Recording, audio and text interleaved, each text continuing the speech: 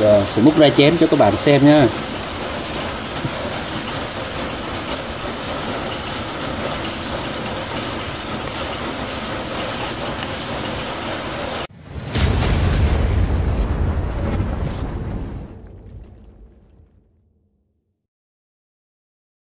Xin chào tất cả mọi người. Hôm nay mình sẽ đưa mọi người ra sau vườn và làm cái món rất là ngon nha. Mọi người thấy gì đâu? Đây là cà nha.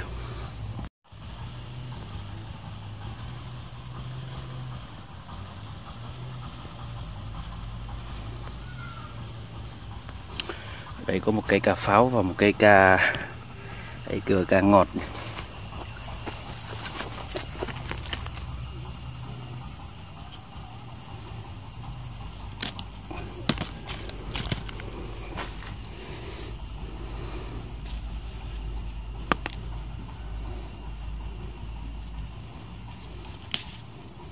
Bé vài quả thôi, mình sẽ làm món, các bạn cùng chờ xem nhé. Đây chúng ta có mấy trái cà hay ớt luôn.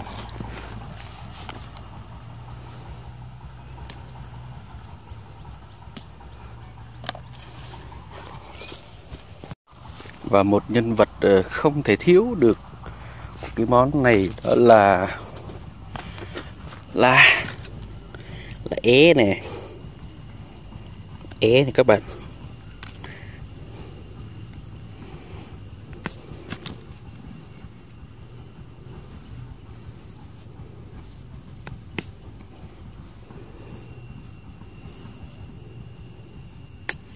Càng ngày càng hiếm. É này càng ngày càng hiếm. Cả kiến. Đây có kiến bu lên cây, cắn đau quá nè.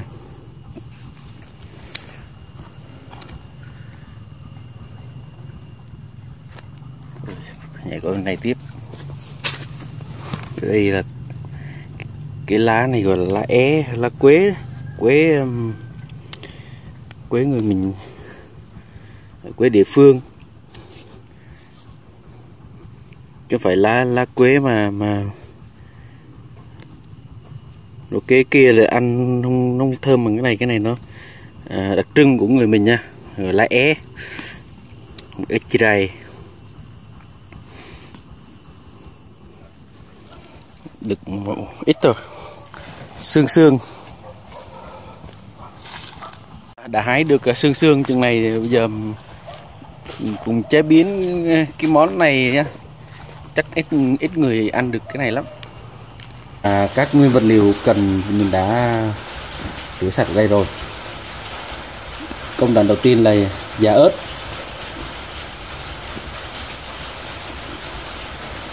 Ăn ớt ít hay nhiều thì tùy mọi người nhé.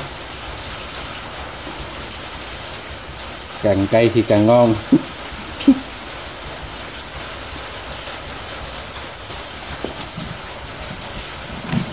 Ớt và xíu muối vào.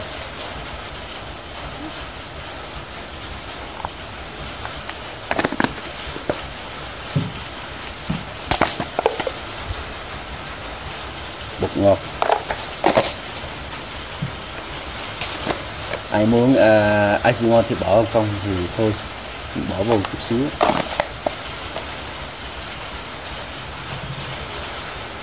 Rồi đầu tiên là giả ớt trước đã.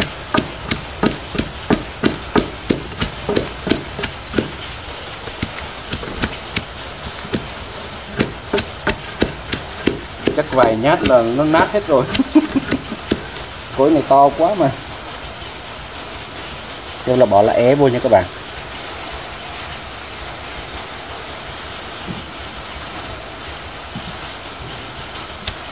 Giả lá é trước.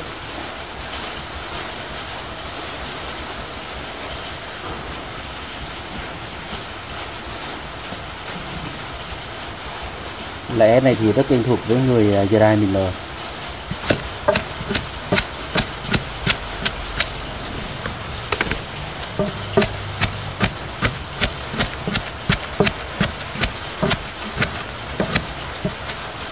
Giá mặn của nó bay ra hết ngoài luôn.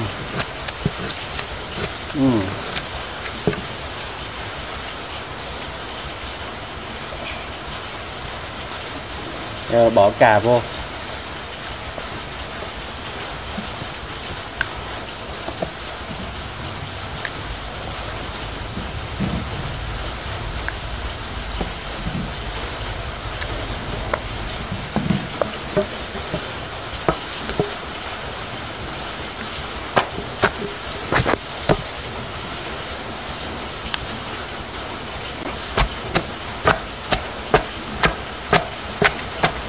Giả cá sống nha các bạn. Ở đây mình làm món cá sống giả với ế. Còn số người thì họ nướng lên hoặc họ luộc, họ mới giả. Đây mình giả sống luôn nè. Giả sống thì ăn nó có cái hương vị đặc biệt của cá sống.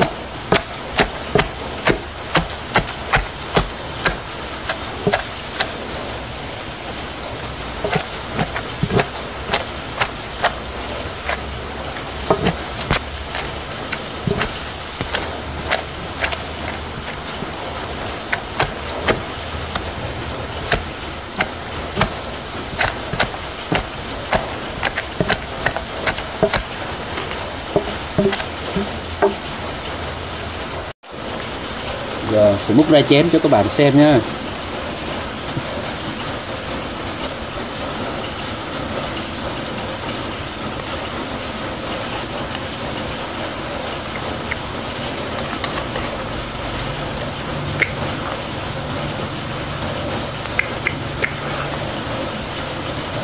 Chắc ít người ăn được cái món này lắm, bởi vì là cá sống mà.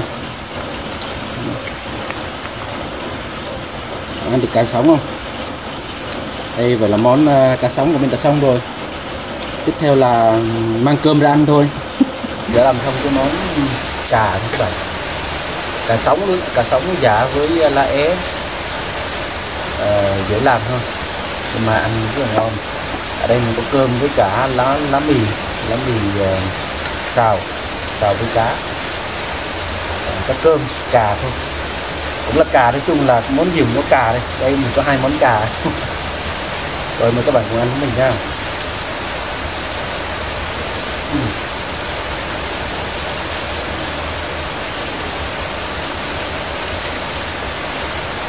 Hiện tại là khoảng 3 giờ rồi, mưa. Trưa giờ mình chưa ăn cơm. Tối cùng ăn cơm ngon lắm. Với miếng cà.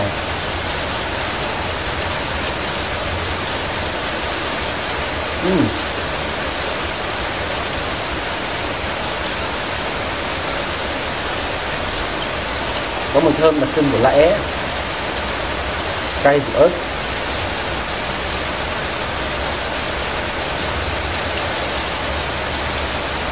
Rất là ngon nha.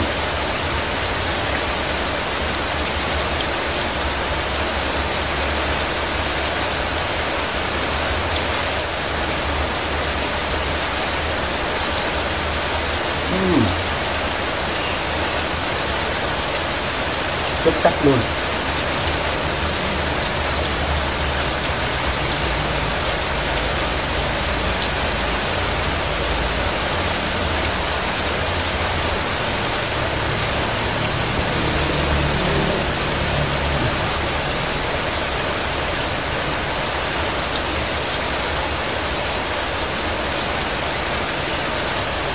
Quá là ngon.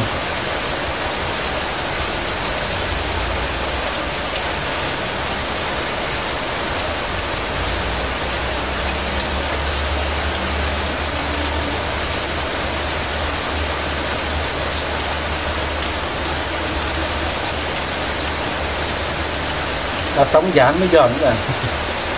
Ăn có giòn nữa.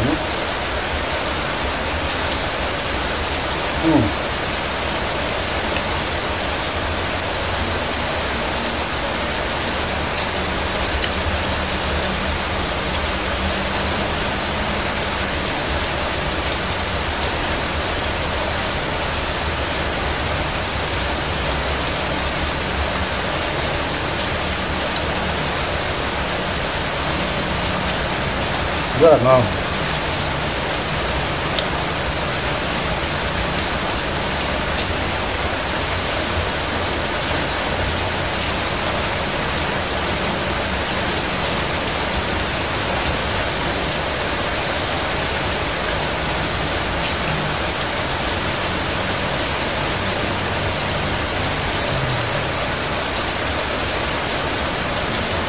Các bạn hãy làm món ăn này nha, rất là ngon nhá.